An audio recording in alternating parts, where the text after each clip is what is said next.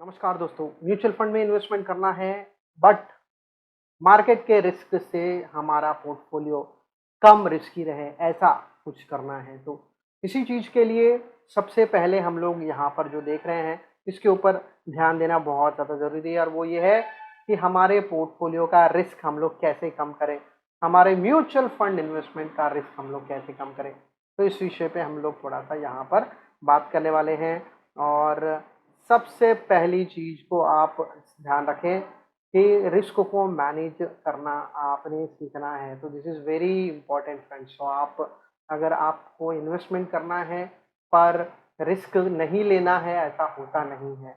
आपको गाड़ी चलाना है तो गाड़ी के साथ हुए चलते हुए रिस्क को भी आपको समझना ज़रूरी है। तो ये चीज़ हम लोग तभी कर पाएंगे जब हम लोगों को पता चलेंगे म्यूचुअल फंड में इन्वेस्टमेंट करना किस तरीके से रिस्की है और उसको हम लोग कैसे कम कर सकते हैं। तो ये बहुत ही क्रूशियल पॉइंट है। अब सबसे पहले पॉइंट की तरफ अगर हम आते हैं तो यहाँ पर एक चिंता हमेशा बहुत सारे लोगों का रहता है और ये है कि मार्केट का ट्रेंड क्या है।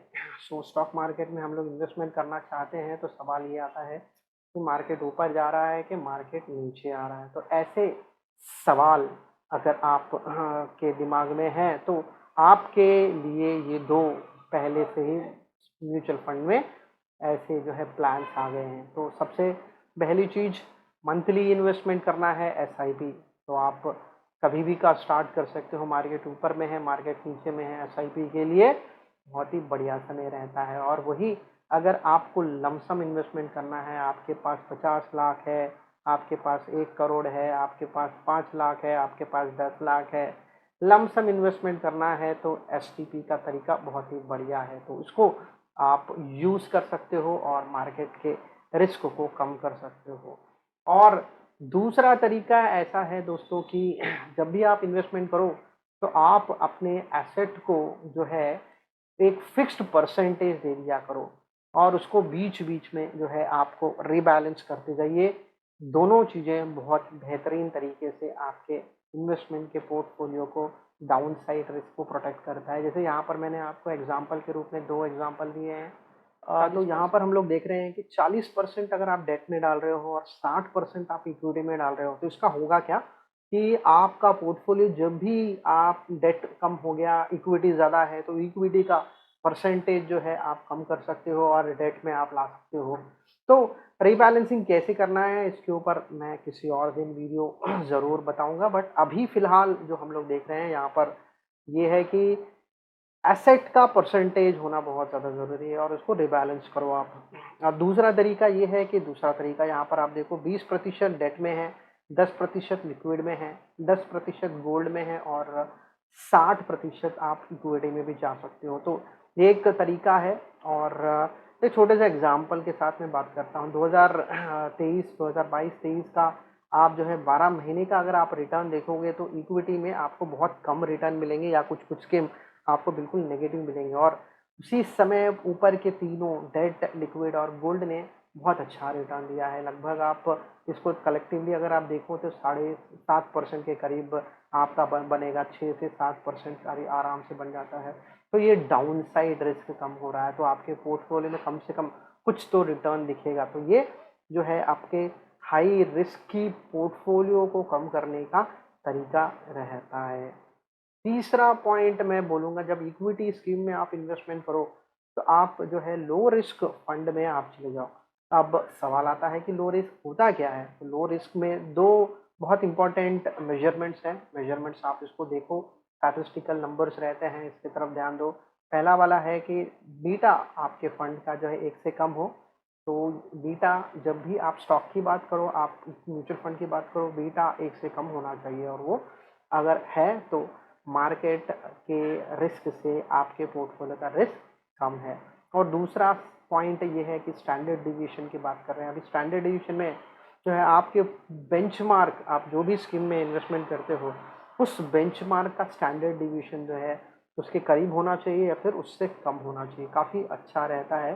तो ये दोनों चीज़ें जो है आपकी स्कीम के वॉलेटिलिटी के साथ जुड़े हैं। तो ये दोनों चीज़ें अगर आप कम है तो डेफिनेटली आपके पोर्टफोलियो का वॉलेटिलिटी जो है, रिस्क। चौथे पॉइंट की तरफ अगर आते हैं, फंड्स कुछ भी समझ में नहीं आ रहा है। मार्केट में देखो तो कम से कम 2000-3000 फंड्स हैं, तो इसमें इन्वेस्टमेंट करें तो कैसे? तो अगर आपको किसी का सहारा नहीं लेना है, किसी की सलाह नहीं लेना चाहते हो, आप खुद से चीज़ों को जो है इन्वेस्टमेंट के लिए अगर आप जाना चाहते हो, तो इंडेक्स फंड से बढ़िया रहता नहीं है दोस्तों। इंडेक्स फंड से, डायरेक्ट फंड से आप वेरी आप जो है जा सकते हो। किसी की सजेशन की ज़रूरत है तो बिल्कुल आप जो है वो भी ले सकते हो, बट नहीं लेना है, अपने फंड्स को समझने में दिक्कत है तो इंडेक्स फंड्स है। Index funds large cap company के साथ बनता है, मिड कैप कंपनीज के साथ बना है और स्मॉल कैप कंपनी के साथ बना है, और कुछ फंड्स तो तीनों के साथ बना है। तो तीनों का जो है ग्रुप आप आपके इन्वेस्टमेंट में लेके आ सकते हो। तो इन्वेस्टमेंट को के रिस्क को कम करना है तो भी ये बहुत ही बढ़िया है। तो बेसिकली जो है एक्टिव फंड्स की बात करेंगे तो एक्टिव फंड्स ज़्यादा रिस्की रहते हैं एज कम्पेयर टू जो है पैसिव फंड्स। और पैसिव फंड्स कौन से हैं? पैसिव फंड्स हमारे इंडस्ट्री में इंडेक्स फंड्स हैं। तो ये भी एक तरीका है अपने जो है ओवरऑल पोर्टफोलियो को रिस्क कम करना। सबसे बढ़िया और मुख्य जो है पॉइंट हम लोग देखें तो आपके पोर्टफोलियो में डेट और लिक्विड तो होना ही चाहिए। बहुत इंपॉर्टेंट है, मिस आउट कर लेते हैं। परसेंटेज डिसाइड करो, मतलब आपको बहुत ज़्यादा परसेंटेज नहीं देना है तो कम से कम 10% लेके चलो दोनों। 10-10% ये आपके जो है छोटे मोटे खर्चों के रिक्वायरमेंट को पूरा करेगा, और ये जो है आपको एटलीस्ट एक छोटा सा जो है अमाउंट आपके रिटर्न्स को जो है ऐड ऑन होते रहेगा। तो ओवरऑल तो बहुत इंपॉर्टेंट पॉइंट है, डेट और लिक्विड हमारे पोर्टफोलियो में हम लोग जो है मिस आउट कर देते हैं। और सबसे आखिरी पॉइंट इस पर्टिकुलर विषय में अगर हम लोग देखें तो कंसंट्रेशन रिस्क हम लोग कहेंगे। तो ये कंसंट्रेशन रिस्क होता क्या है? तो बेसिकली आपके पोर्टफोलियो में आपने इन्वेस्टमेंट किया है 5 लाख।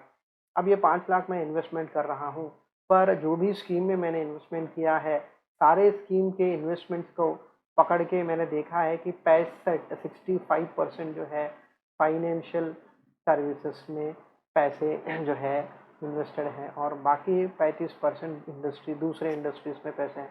तो ये हुआ क्या?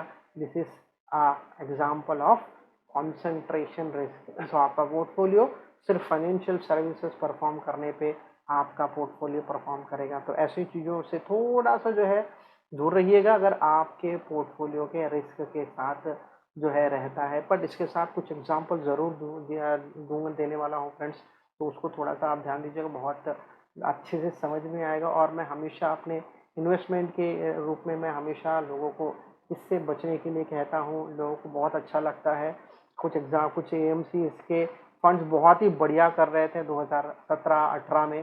सब लोगों को वही फंड चाहिए था, कुछ दूसरे एएमसी इसके फंड्स ही नहीं प्रेफर कर रहे थे। आज देखिएगा दोस्तों, इंडस्ट्री में सबसे वर्स्ट परफॉर्मिंग फंड्स हैं, और उसका एग्जांपल मैं जो है आपको इस अगले कुछ दिन में ज़रूर देने वाला हूँ। बहुत ही क्रूशियल पॉइंट है, इसके तरफ बारीकी से आप ध्यान दीजिएगा। बहुत ही इम्पोर्टेंट पॉइंट रहेगा आपके पोर्टफोलियो के रिस्क को बचाने के लिए। तो ये रहा दोस्तों हमारे इन्वेस्टमेंट में हम लोग कैसे अपने पोर्टफोलियो को कम करें। आशा करता हूँ आपने कुछ सीखा होगा, कुछ चीज़ें आप अमल कीजिएगा। अगर आपको चीज़ें पता नहीं थी, आपको वीडियो देख के पता चला, तो बिल्कुल कमेंट्स में बताइएगा। और क्या क्या चीज़ें आपको और सुनना है उसके ऊपर भी ज़रूर बताइएगा। मैं खुशी से आपको वो वीडियो जो है बना के दे दूँगा। शुक्रिया दोस्तों, शुक्रिया।